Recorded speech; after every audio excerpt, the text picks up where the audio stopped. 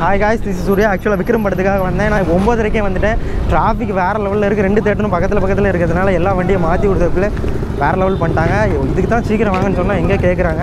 ஒரு வழியாக என் பைக்கை வந்து ஓரமாக பார்க் பண்ணிவிட்டு தேட்டருக்குள்ளே வந்துட்டேன். சரியான டிராஃபிக்கு. இது வரைக்கும் இவ்வளோ டிராஃபிக் நான் பார்த்ததில்ல. கமலுக்கு இவ்வளோ ஃபேன்ஸ் இருக்கிறாங்க.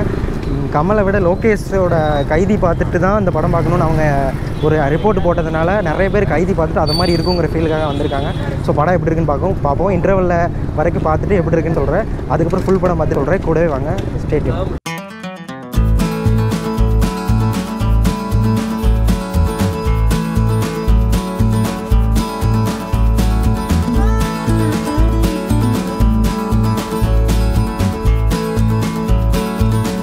நல்ல வேலை பைக் விட்டுறதுக்கு எங்களுக்கு இடம் இருந்ததுனால ரொம்ப ஈஸியாக உள்ளே வந்துட்டோம்.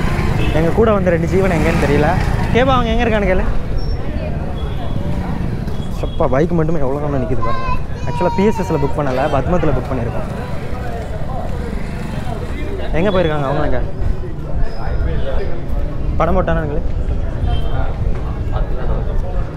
டிக்கெட்டு கொடுத்துட்டாங்களாங்களே? ஒன்றை இருக்கா டிக்கெட்டு?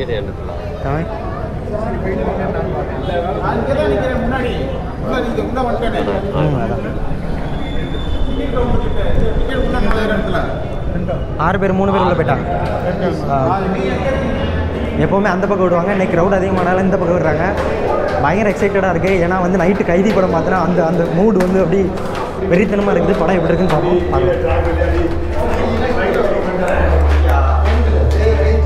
அது வேண்டாம், இந்த பக்கம்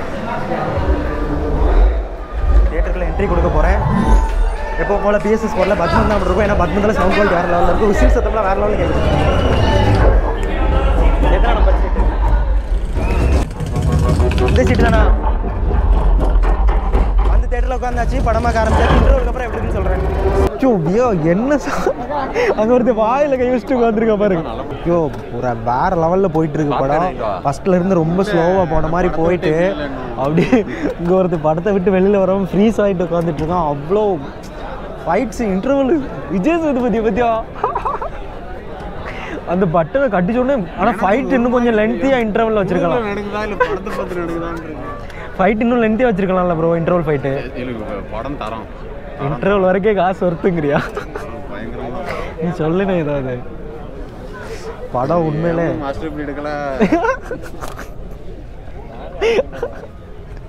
ஆக்சுவலாக விஜய் ஃபேன் வந்து ஏன் மாஸ்டர் படத்தை எப்படி எடுக்கலாங்கிற கொஸ்டின் கேட்குறான்.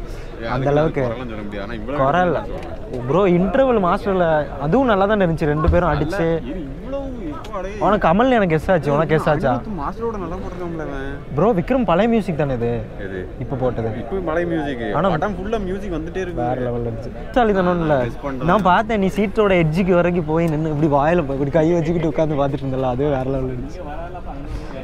கேவா சொல்லு படம் எப்படி இருந்துச்சு? என்ன படம்? ஐயோ வந்து என்ன சொல்லனே தெரியல. படம் ஃபஸ்ட்லேருந்து ரொம்ப ஸ்லோவாக ஒரு தேடலே போயிட்டு இருந்து ஹீரோவை காட்டவே இல்லைங்க. இன்டர்வல் வரைக்கும் கமல் தான் ஹீரோங்கிற ஒரு இதே இருக்காது. அவ்வளோ கமலை வந்து அவ்வளோ காட்ட மாட்டாங்க. படத்தோட ஒவ்வொரு கட்டும் வேறு லெவலில் இருந்துச்சு. இங்கே கண்ணை மூடுனா அங்கே கண்ணை திறக்கிறாங்க. ஸோ வேறு லெவலில் எடிட் பண்ணி நல்லா போயிட்டு இருந்துச்சு. அந்த முகமூடி வந்து இவங்க தான் கெஸ் பண்ண முடிஞ்சுது. ஆனாலும் வந்து அந்த ஒரு ஃபைட் சீன் வைக்கிறாங்க இன்ட்ரோவில். அங்கிட்டு விஜய் சேதுபதி சண்டை போட்டுட்ருக்காரு, இங்கிட்டு அந்த முகமூடி மேன் சண்டை போட்டுட்ருக்காரு. ஃபைட்டில் வந்து கேமரா அப்படி சிக்ஸாக மாதிரி சர்ட்டுன்னு எடுத்து ஃபைட் பண்ணியிருந்தாங்க. வேறு லெவலில் இருந்துச்சு. அப்படி சீட்லேருந்து எந்திரிச்சு குதிக்கணும் போல் இருந்துச்சு இன்டர்வல் ஃபைட் சீனும். கடைசி நான் தீரன் படம் வந்து அவ்வளோ எக்ஸைட்டடாக இன்டர்வல் சீனை வந்து அப்படியே நுனியில் உட்காந்து பார்த்தேன். அதுக்கப்புறம் இப்போ இந்த இன்டர்வல் சீனை பார்த்துட்ருக்கேன். ஃபஸ்ட்லேருந்து அந்த மோமனி மன்சன் யாருங்கிற கெஸ் வந்து எனக்கு இருந்துருச்சு. மேக்ஸிமம் உங்களுக்கும் இருக்கும் அந்த உடல் பாவனை, அந்த கண்ணெல்லாம் பார்க்கும்போது. பட் இருந்தாலும் அது நீ கெஸ்ஸே பண்ணியிருந்தாலும் உனக்கு வைக்கிறேன்டா ஒரு கூஸ் பம்புங்கிற மாதிரி மாஸ்க் அவன் கலத்தி அவன் கொடுக்குற டைலாக்ல வந்து அப்படி புல்லடிச்ச மாதிரி இருந்துச்சு. ஸோ என்ன கதை என்ன போயிட்டுருக்குன்னு புரியவே இல்லை.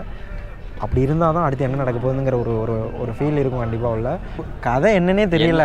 எனக்குமே குழப்பம் தான். முன்னாடி என்னதான் செய்கிறாங்க அப்படிங்கிற மாதிரி இருந்துச்சு. அருணனே ஏதாவது சொல்லு. ஏங்க இப்படிலாம் சொல்லாதீங்க. ஃபர்ஸ்ட் டைம் வெளியில போக வேண்டாம்னு உட்கார்ந்துருக்கோம் சீட்ல. உட்கார்ந்துட்டு இருக்கோம். அவ்வளோ ஃப்ரெஞ்ச் ஃப்ரைஸ் சாப்பிடுறதுக்கு நான் ஓடுவேன். மியூசிக் எப்படி விக்ரம் ரீமிக்ஸ்? எது ரீமிக்ஸ் பண்ணியிருக்காங்களா விக்ரம் மியூசிக்கை? இல்லை பிஜிஎம்லாம் அவனை குறை சொல்லவே முடியாது. எனக்கு தெரிஞ்சு கூட ஒரு பங்கு சம்பவம். என்ன கேஜிஎஃப்? கரெக்ட். என்ன கேஜிஎஃப்? உண்மையிலே கேஜிஎஃப்ல வந்து அப்படியே பொம்முன்னு மியூசிக் மட்டும்தான் போட்டிருந்தாங்க. பட் இதில் வந்து ஸ்டோரி, சஸ்பென்ஸு, கதை எப்படி போகுது அப்படிங்கிற எல்லா மொமெண்ட்டும் வந்து வேறு லெவலில் போயிட்டுருக்கு. எனக்கு தெரிஞ்சு இந்த படத்துக்கு தான் நான் இவ்வளோ பேசுகிறேன்னு நினைக்கிறேன். ஏன்னா என்ன அவ்வளோ பேச வைக்குது இந்த படத்தோட இன்டர்வல். இன்னும் அப்படி என்ன நடக்க போகுதுன்னு தெரியல. இன்டர்வலுக்கு அப்புறம் எப்படி இருக்க போகுதுன்னு தெரியல.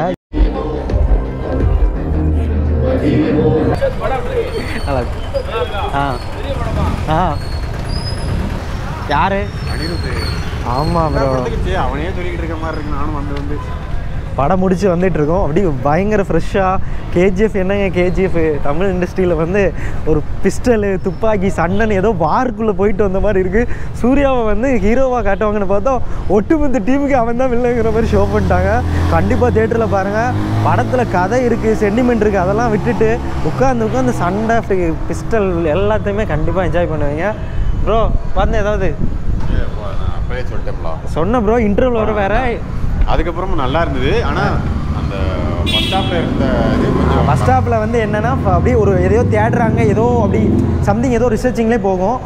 செகண்ட் ஹாஃபில் வந்து ஃபுல்லாக ஃபைட்டு மட்டும்தான் இருக்கும், வேறு எதுவுமே இருக்காது. ஸோ இருந்தாலும் அந்த ஃபைட்டை ஃபுல்லாக ரசிப்பீங்க. சூர்யாவோட என்ட்ரி அப்படி வேறு லெவலில் இருக்கும். மேபி சூர்யாவோட என்ட்ரியை காமிச்சு அப்படியே முடிச்சிருந்தாங்கன்னா கூட சப்புன்னு போயிருக்கும். அந்த கூட்டத்துக்குள்ளே வந்து கமல் அப்படியே காமிச்சு எக்ஸ்போஸ் பண்ணியிருப்பாங்க. செம்மையாக இருந்துச்சு ப்ரோ. அந்த வண்டி எடு, கண்டிப்பாக தேட்டரில் பாருங்கள். படம் கண்டிப்பாக எல்லாருக்குமே பிடிக்கும். கண்டிப்பாக தேட்டரில் பாருங்கள். டாடா.